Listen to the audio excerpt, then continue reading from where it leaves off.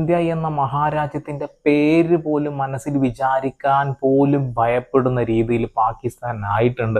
നല്ല എട്ടിന്റെ പണി ഇന്ത്യ എന്ന മഹാരാജ്യം അവർക്ക് അങ്ങോട്ട് കാണിച്ചു കൊടുത്തിട്ടുണ്ട്. ആ തീവ്രവാദികളെ എല്ലാവരെയും അധികം വൈകാതെ തന്നെ വകവരുത്തിയിരിക്കും. ഇപ്പൊ അതിർത്തി മേഖലകളിലൊക്കെ നിരന്തരമായിട്ട് വെടിയൊച്ചകൾ കേട്ടുകൊണ്ടിരിക്കുകയാണ്.